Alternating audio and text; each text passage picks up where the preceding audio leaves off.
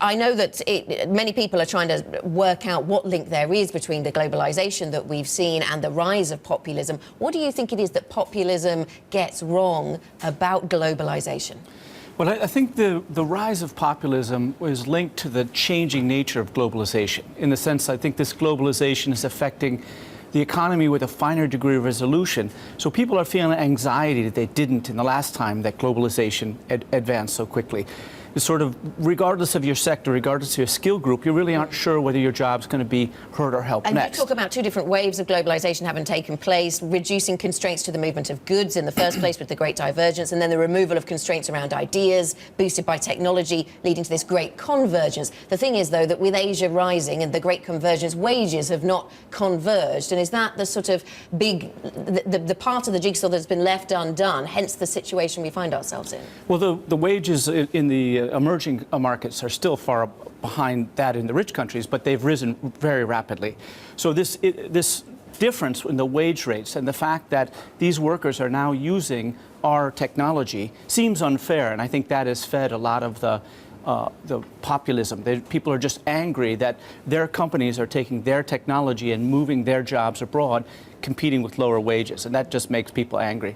I think in some sense it's gone on for so long, and the governments have been unable to address it, that people are reacting as individuals of communities that feel threatened, rather than just an individual economic calculation. They feel their communities are threatened by this trend that they don't understand. Isn't there some concern, and Piketty makes this argument as well, that the rise of globalization goes hand in hand with the rise in income inequality, even in the same communities, income inequality in the U.S., income inequality in the developed Western world? Well, two things. One, globalization is always more opportunities for your most competitive citizen and more competition for your least competitive citizens. So there's always an element of inequality. What's different this time is 60s, 70s, and 80s, globalization advanced, but the social welfare state, even in the United States, advanced at the time with land-grant colleges, Social Security, student loans.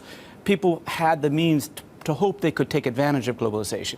In the last 2 decades, globalization has advanced, especially in the UK and the US, but the social welfare state has retracted. So people feel, I believe, a little bit left, betrayed by their government. 8 years of Democrats, 8 years of Republicans, nothing changed. Jeffrey, we heard there from the Chinese Premier talking about the benefits of globalization and global trade. Of course, they've got a lot of skin in that particular game. I pulled up ECTR, the trade function on the Bloomberg, shows the big trade deficit from a United States perspective with China. How much is that relationship really at threat by what we hear from Donald Trump? Feels like more bark than bite right now, to be honest. And if we are seeing two rather transactional administrations, there can be deals and to be done. I'd like to ask Richard, what do you think of the RCEP, which is probably what Li Keqiang was hinting at just now? Well, is that a substitute? Well, you can't just say RCEP without explaining the Mutual acronym. Comprehensive Economic Partnership. Right. Is this a replacement for Chinese-style ersatz? Right. It's basically a Chinese-led TPP, which is much shallower. But it's still, the way I view TPP is it's like the engine's running, but the driver left the keys in the ignition, opened the door, and just walked out. The thing is ready to go. And RCP is the only other vehicle in the area. So I think it gave a big initiative to it. And there's no doubt that, well, we don't know who will take leadership of TPP, but China is definitely potentially one of the leaders, or at least part of a team of people who will go ahead. So RCEP is good. It's a free trade agreement, but it's not got the depth, the sort of underpinning of production networks that TPP had. Investment, intellectual property rights, competition, capital flows. It doesn't have those elements. Now, skeptics would say, and surely Donald Trump's White House would say, of course the Chinese are arguing for a rules-based free trade of the likes we have already negotiated. Of course the Germans are arguing for the continued globalization, multilateralism, and free trade because they have these massive trade surpluses. If they had $500 billion in trade deficits, do you think the Chinese would have the same voice right now? They've been winning in terms of exporting and growing. That's the way I would view it. The deficit thing, the way I'd like to think about it is, if I'm spending more than I'm taking in income, I have a personal deficit. And part of that deficit's with the grocery store. I do not fix the imbalance between my income and spending by simply fixing it with the grocery store. We should not be focusing on bilateral. It's really a domestic thing for the United States.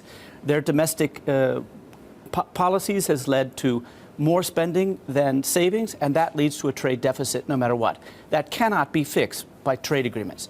It's like, trying to change a micro behavior to have macro impacts, and it doesn't work. And one of the things you mentioned, Richard, a lot in your book is around the complexity of global supply chains and how actually global trade isn't really about nations. Even if we might vote and express ourselves in many ways along national lines these days, trade doesn't necessarily work that way anymore. So what, in a Brexit context, what does the government have to understand about global supply chains to really get policy around trade right? Right. Well, so a lot of the people involved in Brexit are thinking about trade as if it was in the 20th century, where it was goods crossing borders.